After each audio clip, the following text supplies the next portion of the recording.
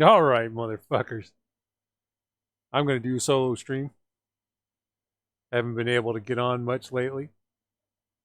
I'm playing back recording of some gameplay I did for Contra Anniversary Collection. In this case, Operation C, which was a Game Boy game, but I wanted to pause this first. Warning, if you're playing this video game, please play it in a well-lit room while standing, sitting, or standing as far away from the screen as possible. As possible. I could get pretty goddamn far away from my screen if it was needed. I could be playing in literally another room. But it has to be well lit. In a rare case, the light flashes from the game may cause eye pain, headaches, seizures, or blackouts. If you experience any of these symptoms, please stop playing immediately. Consult the doctor. I suppose that could technically apply to watching a full screen version of this video game. So I was just be sit here and be fair about that. So yeah, I already played this. This is not under my control. I can fast forward and slow down the gameplay here. I'm recording a full screen of it, so you don't see the interface I have up for the video player, but I can pause it and I can fast forward it, things like that. I hadn't played this Anniversary Collection in a while. I was going to throw it in and work on getting the platinum in it, which is very perfunctory. This is an emulated collection of games, so it has save states, so you can always save where you are, anywhere, anytime. Just hit a button, save the game, fast forward, not fast forward, but flash back to that save and play over and over until you get past it and make another save, make another save. You can crawl your way through it. I put up a video of me doing a similar thing with some of the Castlevania Game Boy games. Castlevania game just I'd never played this though. The Operation C for the Game Boy. Push the start key. Wow. And that's just the Game Boy interface here. I'm gonna probably, if my memory serves, I'm gonna throw up I'm gonna make a save point right there. No, that's the PlayStation saving. That's a checkpoint. Then I'm gonna probably check out my options for emulation and displays and things, controls first. These controls are laid out like you're playing on a Nintendo, like an 8-bit Nintendo Entertainment System, NES. If anybody's seen those videos of like the cast of Game of Thrones being given a Nintendo Entertainment System 8-bit version, and what do you think this is? And they flipping it up and down, and they look at it, and it says on the front, it's a Nintendo. It says Nintendo Entertainment System written out on it. But then they go, NES. It's an NES. They know what it is when it's an NES. Alright, so I put my buttons so that I'm like fire over jump instead of old school Nintendo fire next to jump. Sometimes I'll set things up in an L formation there so I can play like old school style if I want. Put a nice border on the game because of course the game was like essentially... Is that even 4x3? I guess it's 4x3 on the Game Boy screen. And I'll probably fiddle with the display settings here if memory serves. I'm trying to figure out the goddamn, like, what is it saying to me? Yeah, here we go. Hopefully I'll pop up the green dot matrix. Yeah, this is what a Game Boy looked like, guys. It looked like that. That's that famous Konami pause sound. That's what the game looked like, man. That's what a Game Boy looked like, a big green mess. It was a little bit too much for me. I think I said, screw it, I'm gonna just go back for like a solid black and white over the green and black. I'd never played this. I think it's only single player. It definitely appears to only be single player in this emulated version. I don't think you could use a link cable to play co-op, which would be great. This is already like, I'm like, great. This is the first thing you put in your freaking game, Konami. Here comes the power-up. I see it. I react with old man speed and shoot it, and it lands in a place where you can't fucking get it. Now here I am playing around with the spread gun. Is it as good as the Nintendo? I'm not thinking it is. But one thing I'll give them big credit for, because everybody I knew back in the day had an Advantage controller, which was it was a joystick instead of a little D-pad. a directional pad, a digital joystick, up, down, left, right, and it had turbo fire, automatically hitting the button rapidly for you, so you don't have to mash it with your finger. I'm gonna grab the extra spread. It's a jump. I think you could jump. I think that you could jump like you could on the Nintendo. I think the screen's actually slightly narrower, so maybe technically you could jump as many pixels to the right as you used to be able to, but you don't. And so there, picked up a second spread. I sit on the save thing because I'm like, you have to hit the dang button to actually save it. I think that was like patched into this. I think the old emulators saved as soon as you hit save. But at most emulators on a computer, you just have a discrete save button. There's that janky jump. We'll talk about the jump more later. So I got a second spread. Makes the spread, looks like it's about as good as it is on the 8-bit Nintendo version. I'm impressed. But I started talking about advantage earlier because this game has turbo built into it. You just hold down the button and they shoot rapid fire for you. It's not an unheard of thing in games. A lot of games will have rapid fire on hold the button down, button press style, or it'll be a power up. You know, sometimes the automatic fire is poor. That can be frustrating when you're like, I'm holding down the button and it's automatically firing, but it's just going like tap, tap, tap, tap. And you're like, come on, like, I could tap it faster for sure. Do I grab the H yet? No, but I'm going to grab an H eventually. I forget what makes me do it, and I was actually like kind of impressed with it. I think I'm going to die to the next... Look, I haven't played the game before, so you don't necessarily know how close you can get to the edge. There's this thing that happens with modern games, old games, and playing old games on modern systems. You have, from the 8-bit era, like the era, if this was being played on like, let's see what a flame is, am I gonna pick it up? No. Is it gonna disappear? I remember thinking like, is this damn thing gonna go away? Is it gonna go away? Oh, I can jump over it. Okay. Oh, there it goes away. It's on the screen for like 10 seconds. Probably gonna die to this thing here. Nope, no. Lost my train of thought. Oh, the old systems. Emulating old systems. So if you played on a Nintendo, or if you played on a Game Boy, everything was probably being sampled at around 60 hertz. Everything was being sampled at the hertz frequency of electricity coming into your house. In America, it's 60 hertz. TVs and the controller inputs, and it's being drawn on the screen, and you have to refresh at 60. Ooh, look at that old man ducking. So, games being drawn on the screen, the controllers being sampled like really rapidly, and there was no what we would call today like input lag, screen lag, display lag. None of that was really like a thing until like sometime in the 90s. Later 90s, it started getting like digital televisions and stuff. Sony Wegas with post-processing and shit like that. Bang. You suck, old man. You would play on a Nintendo or a Game Boy. You could walk right up to the edge of something and jump, and it jumped, really responsively, like really at the last second. Then missile up the keister. As the digital display started becoming a thing, there was a little bit of lag drawing on the screen what was happening on the computing side. And then when it comes to emulation, there's an additional idea that it's like running this emulation and drawing it, and then the drawing is delayed too. So everything's not quite happening at the exact frame timing, the exact responsive timing that it used to be happening if you were just playing on like a cathode ray CRT television on a real like piece of hardware. So we're also going to throw in on top of that, I'm playing it on a PS4 with a wireless controller, PS4 Pro, so I do have the option of plugging it in wired, which will cut down some wireless latency. Now, any one of these things is pretty small. It exists.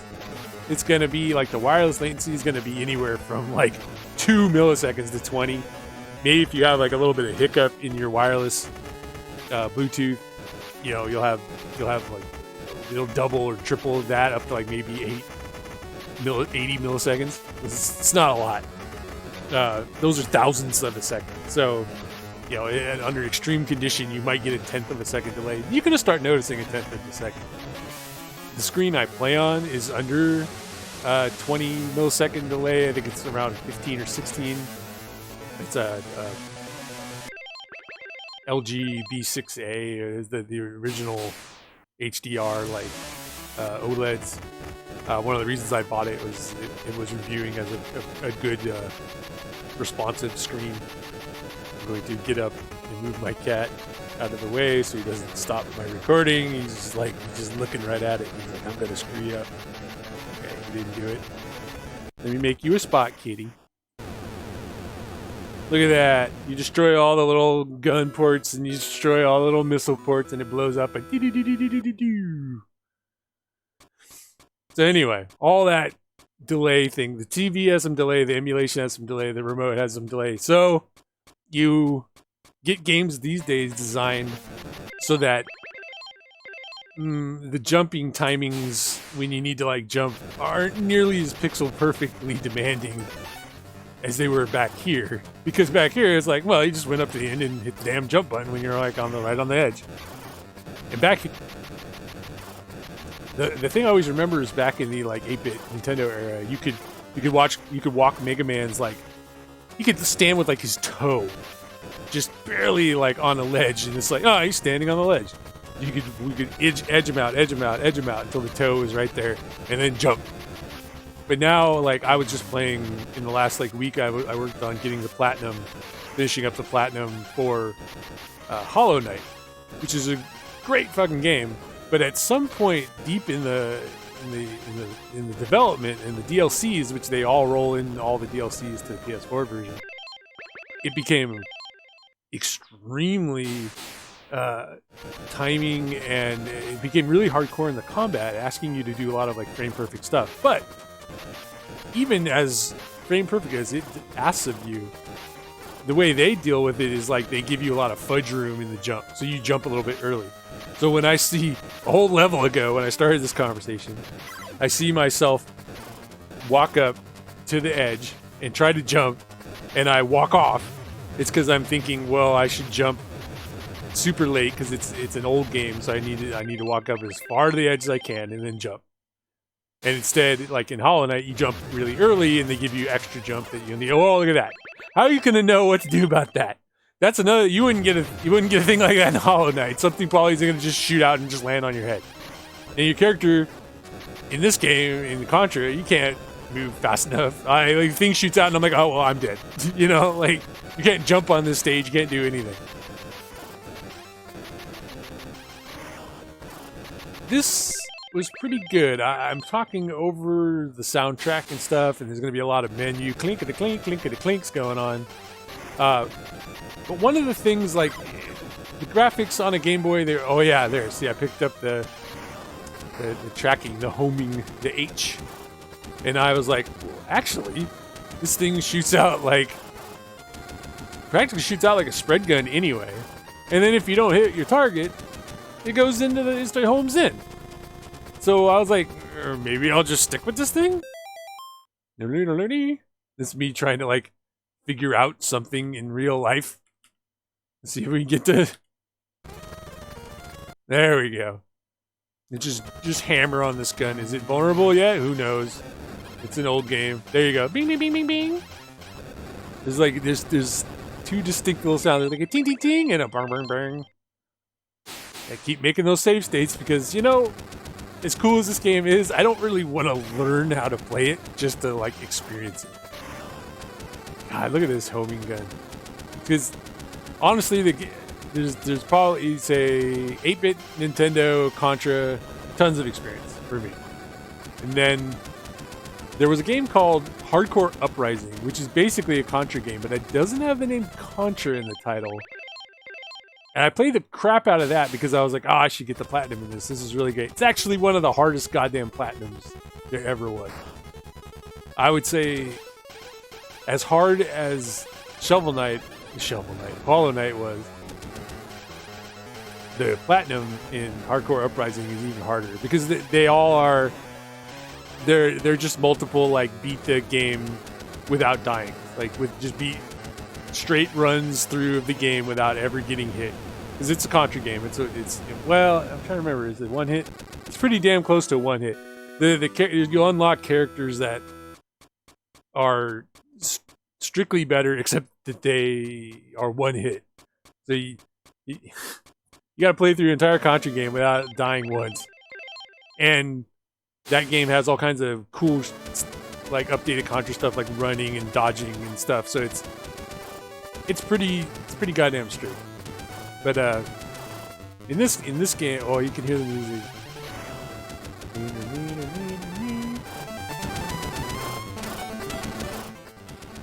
It's a remix of the Contra 1. So, what I was gonna say, the Game Boy is black and white. The graphics power is it might technically be better than a Nintendo, but it's around a Nintendo. I think it might be worse, to be completely fair. But it does have stereo sound. And, you know, like, it goes a long way, you know. They did good work with the sound chip on the Game Boy. This is just my first time through any of these levels. I gotta go back to my trusty spread gun because I'm like, well, it's the spread gun. Look at that. Wax. So here we'll talk a little bit about the jump. The jump is... I'll just use these terms. I think the jump is clearly higher. You know, I don't expect to jump up to that ledge. I get used to that jump, but I'm like, holy moly, jump all the way up here. Spread, spread, spread. This is an older... Yeah, that's a lot easier, right? Yeah, there you go. Oh.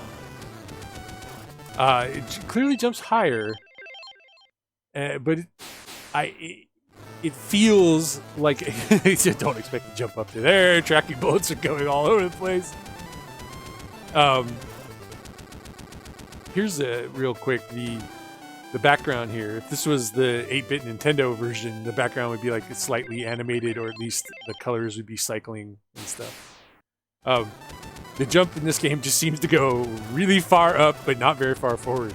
And, you know, it's Contra in my mind. Ooh, look at the trees animating. Look at that. 1, 2, 1, 2. That jump, the jump will plague me all the way through the game until the end as we play through this. Do I want to spread? No. Look at the way the homing bullets are like trying their best. I have a guess looking at what's going on as I fire that bullet off the screen, and there's a lot of bullets going, like... I guess they're not flashing. Oh, I remember this boss gives me a little bit of troubles because there's... We'll see when it happens. First of all, I just get whacked by these because I think I could jump through the boss, but I can't. And then we have to go back. I'll use the fast forward here. We'll get back to the boss. Look at this. The bullets just go back. Just walk to the right while shooting, and the bullets bend around behind you.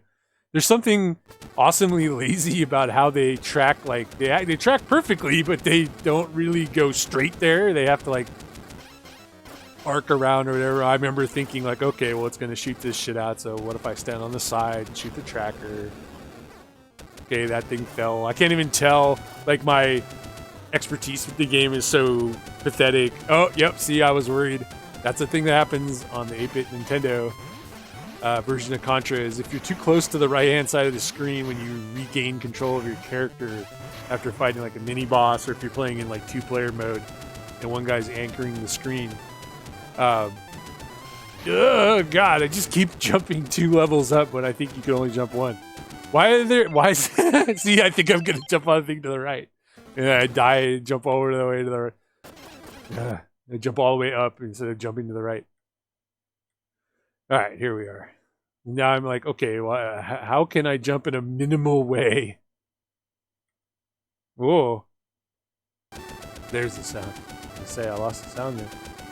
Sniper Joe! That one goes out to CD.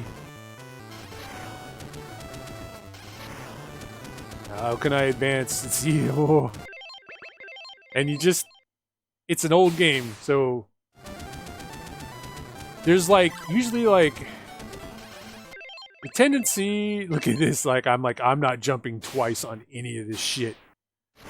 There's either, oh, I see. I want to try the flamethrower, which I thought would be a little cycly, like the circle. But I'm like, nope. And I think I literally never try it again. Oh, what do you think? You can walk on the water like you can before? No. No, you dummy. You can't walk on it. You stupid. Okay, well, let me get up near the Hollow Knight jump point. Nope, that doesn't work. You better do the pixel perfect jump, because it's an old game where they think you're gonna be able to time it. And I think I die another time here. Oh, okay, good. Make a save here, because why would I want to jump again? I didn't jump. So, maybe I hit it too late. Obviously, I hit it too late as far as it's concerned. And then I hit it too early as far as it's concerned. Because I'm fighting modern instinct and old style game design, where if you walk up to the end of it, you might just hit like a fifth of a second of lag, all stacked up between your screen and your controller and hell, your old man reflexes, and you go to jump and it doesn't jump. You know, that little arm that shoots out, I'm like freaked out, like, oh, that thing's gonna mess me up. And then I don't notice until a couple of runs there, I'm trying to jump and it won't jump. I don't notice that you need to kill the gun ports. I'm gonna fast forward a little bit here, make it play a little faster. I do have to shoot these little stabber things. Oh, it's coming down after me, and I think I just figured out, like, oh, okay, I need to. Nope, not that. Hey, look at that thing destroyed. So what happens to me right there happens a few more times. So I'm gonna let it play kind of quickly here. Oh, okay, cool. Maybe I can kill this gun. No. I think the homing bullets probably do a little less damage because they're homing bullets. God, it happens again right there. Trying to jump when you're like on top of this thing and you're walking forward. And I think when the gun comes up, it may or may not count as a platform. You think you can jump through it, but you can't. So I try to walk up to the edge and I try to jump and it doesn't jump and I fall. And then, luckily, when you fall, you're like you actually land in between the spike and the top platform, and you can stand in between those two spots. Yeah, fuck that, man. Let's see if I fall again here. We'll play it at regular speed. And sometimes the bullets bend and track in, and sometimes they don't. Because I think it wants to shoot the thing up above in the eyeball. Because that is a vulnerable spot, which I don't know because I've never played the game. So I'm like, hope this tracking thing shoots in the right spot. Look at the graphics trying to stay together. Okay, it's way up there now. What are we doing? Okay, there's the vulnerable spot. Yay! Yeah. There's a boogie woogie. You don't die to the spike there. Could you imagine? That'd be some Journey to Sileus shit. Rest 4. Rest. Restore? Rest? Are people resting? I don't know. You know, I know it means extra lives. And whenever you play a game for the first time, I really don't know that this is like codified yet. Has it ever really come to a universal decision? But when you play a game, oh, this has got the old like snow stage music. I'm gonna talk over it for a second.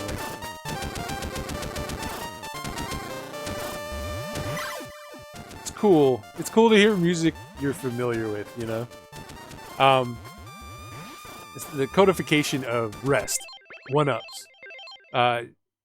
Sometimes your one-up counter, to put it simply, it can go down to, you know, like it'll say lives times 0, lives times 1, lives times 2. If you can go down to 0, great. That's the one that it's like, how many lives do you have in reserve, right? You're on a life, and you have ×0 in reserve. So you know when you die, that's it. But if it says ×1, there are games that's like, well, how many lives do you have? Well, you're on a life right now, so that's ×1. It never goes down to ×0. When you're ×0, well, anything ×0 is 0, is nothing. So your game is over. In this game, we have rest ×4. It started with 2 lives. I didn't even try to put in a code or even look up a code. I'm freaking out here because I'm like, well, I don't know what the giant hitboxes are on these things. They're actually completely fair as far as I can tell. It is a little hard, though, sometimes. It's like, is my hitbox my feet? Is the hitbox my entire icon? It's clearly not. You know, they let you get away with it a little bit. I have no idea how this boss works. I do now, and I actually figured it out pretty fast. I remember thinking right there, like, well, great. How the fuck am I going to dodge that? Because I don't want to stand in front of this boss, because it's shooting shit out, and then it's covering the rest of the screen by shooting that thing out. But then I noticed that this thing shoots pretty sporadically, and I try to get a little close to it. That's the shit what I'm talking about. Where's the hitbox? You see my head is clipping the boss, but no big deal. But if I just walk in front of it after it shoots, it's literally never going to be able to hit me. And I think it's moving faster. This is like a very old school video game, like, development idea is like the more the damage the boss takes, the faster it goes. You have to prove your metal as the fight gets faster and faster. You prove your... I mean, it's like, yeah, but it's also going to end fast. God, it's nice to just have those little interstitials. You know, they took them out of the American version of the 8-bit Nintendo version of Contra, and it was always to the game's detriment. It had such cool cutscenes in the Japanese version. Oh, we got the factory stage music. We got the face huggers. I mean, they're clearly Oh, what are they? Xenobite? No, those are the guys. The Xenomorph face hugger from the Alien franchise. It's H.R. Geiger. I always call him Geiger. I've heard it called Giger. I've heard it called a million things. You know, they're not gonna sue him now, right? I hope. You know. Oh, look at this. Gotta push the screen up to know when shit's coming, and then the shit just comes out. And I think you can hit it about as fast as it appears, but there's like an explosion and then a drawing of it like leaping out. Whatever. It doesn't actually leap out. It pops into existence. Hey, can I get you? No, I can't. All right. Not doing that jump again. So what are you gonna do? It appears one frame it's there, the next frame one frame it's there, the next frame, yeah, vice versa.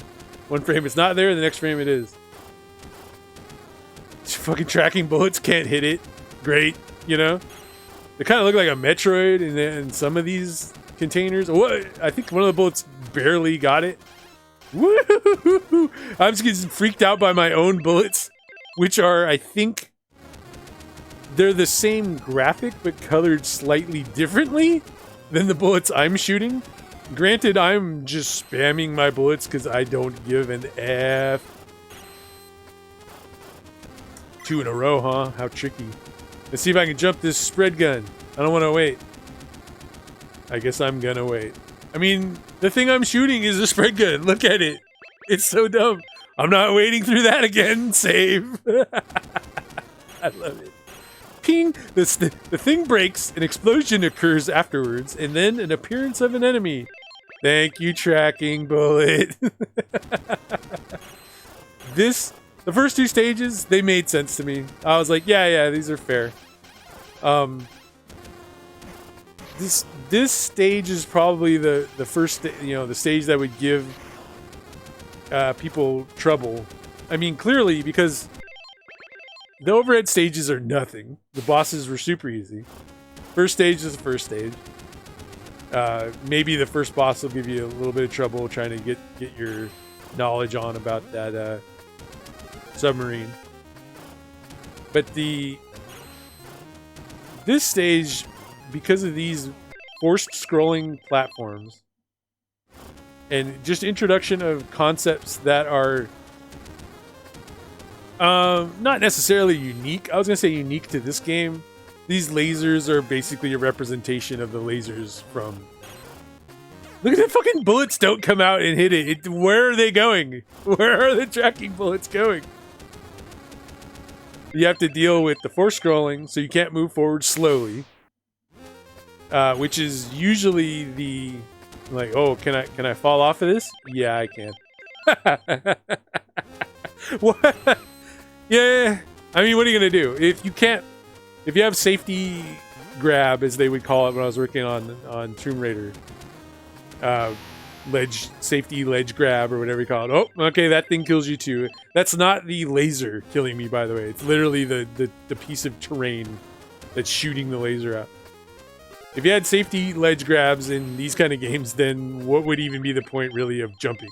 Would it literally just be, quote, fun, unquote, to jump? Like, yeah, I had to test that thing is the thing that killed me. But here we are, got a duck, right? This is Contra, right? Like, I don't really want to go back and replay that, but it doesn't really even look like it hit me. Compared to the thing we were talking about earlier. Okay, so if I sit this way, the bullets will kind of track the right way. Oh, but then, old man, here comes the xenomorph baby. Why isn't it out yet? You know, like, why? Is it my bullet hits it? Is it when, you know, Bill, Lance, whoever we are, it comes close enough to it? If I was jumping, would it come out earlier? That kind of thing. There's just all these rules that, if you don't know them, and you're a one-hit wonder, like you are here, look at that! Why did it come out so late? Then that one comes out then. What are the rules? There have to be rules. See, right now I would save. After having the experience of playing this game, yep. God damn me. We'll go, let's see, jump over here.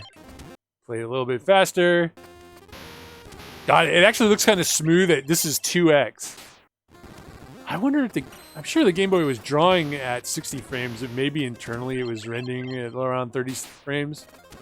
This actually looks kind of nice when you played at this speed. Nope. I tried to stand up for like a split second and shoot. I don't know. It looked to me. I'm gonna jump back. I remember thinking I had the time. No. Just stand up and shoot. No. And it just gets me. I wonder if the game plays internally at 60 frames. You know, it probably really wasn't even necessarily a concept back then. They might have been checking things at different intervals, but I bet in general things were just happening at 60 hertz. It was running on batteries, so who knows what it decides to use for a hertz, a refresh, internal, right? I mean, should I be looking to the left? In other words, what they want you to do, woo, don't do that. They want you to, like, pick these places on the stage that are, like, safe. And once you know them and you have it memorized, it's not really going to be, like, a problem. Whoa, you'd think I would die. So then I even experiment with it. Oh, can I get away with... Nope. Gotta scroll the screen up. Then I got really interested in if, like, this platform on the left was, like, a secret stage or something. And look, man, no.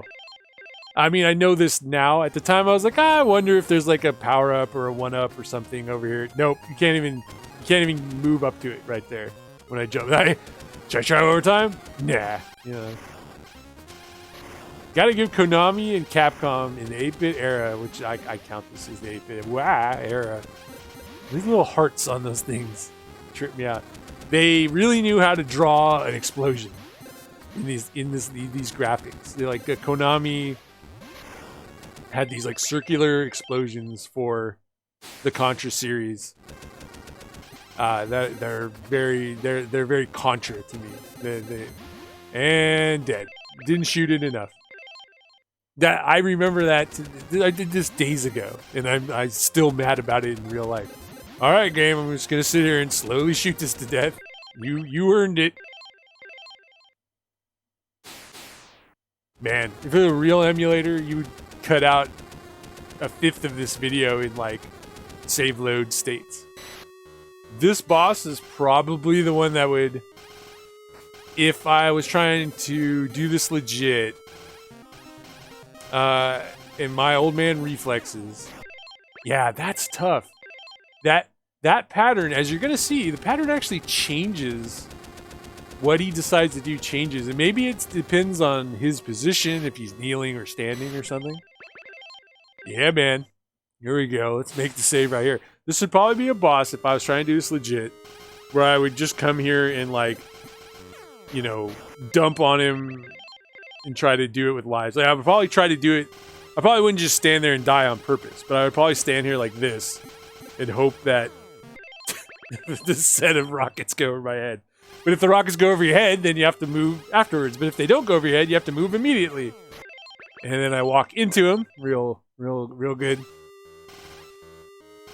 Alright, here we go. Da-da-da-da-da-da. Move away. Oh, okay, there you go. What I don't realize at this point is how close to dead this boss actually is already. And I bet if I had, you know, double spread gun, the amount of the amount of damage you could dump on this guy, he'd probably be dead if you time like this first rocket barrage, and then go over here. And look, he didn't shoot the missiles. He didn't shoot the air hands. He actually just changes, and that's wild to me. Like, is it his life that gates like how, you know, which attacks he's using? I don't want to save it because I might screw up. Look at this. That's video games. It's almost dead. It's hilarious. This thing is so close to dead, and I keep fiddling around with it now. Uh-huh. You didn't land on the ground, old man. Why aren't you ducking? Well, I'll just go under him and see if he dies. Nope. He doesn't have the feature that you have in almost every other freaking Contra game, which would be like they would have a button that would let you stand still and then fire at an angle. Usually like a shoulder button. You hold it and your guy will stand in place and you can push up left. Look at that. It's dead. That's what? One left, one right. Yeah, hump the ground, motherfucker. Oh, no level transition. He's just a mini boss. So normally you move through levels kind of slow, like I was climbing those levels slowly. But this stuff, I could tell, is designed for you to go, you know, don't stop for nothing until these ones make you fucking stop. They mostly, the timing is just go. And then those last two are like, well, you better wait like a half second. And then just go the second they disappear and you get through. Look at that little like flicker at the top of the screen. What's that about? Like too many sprites or something. I don't have a mouse pointer. Oh, no, I do. This is F. What's this F up here?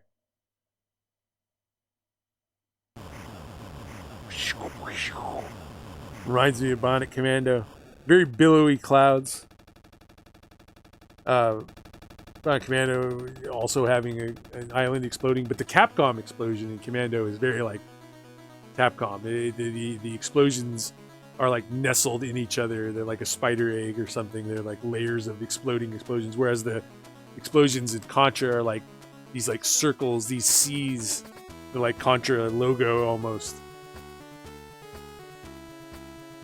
You know, it's not much of a difference from the end of Contra, but the Contra had that like quiet like ba bow, and then the helicopter comes out. I mean, the endings aren't much different. Oh, now I want to go look up the old like Contra ending and see. This ending is a little anticlimactic. This helicopter, where they drew the blades as a dark line and a light line, and broke it into 4 sprites and made the sprites flicker on and off. And that's it. We drew a helicopter blade. They don't even look to me like they're going around. They just look like insanity. Dude, they like... Fucking... Contra team is like... Was there 8 names? I think there was like 3 names. There's like nobody on this team.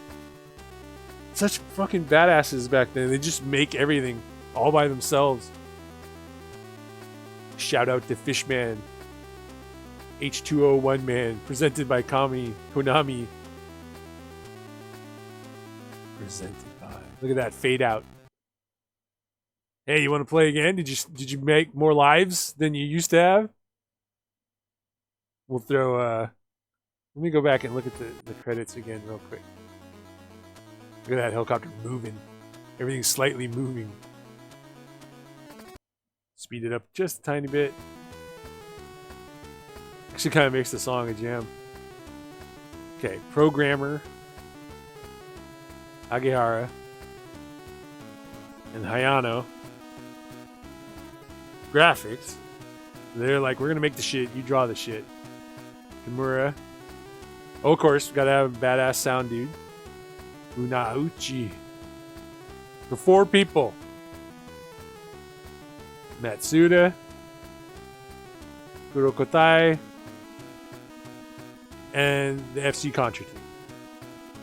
So, I mean, holy crap, right? Like, unless there's an entire team of people in the Contra team doing work, that's amazing.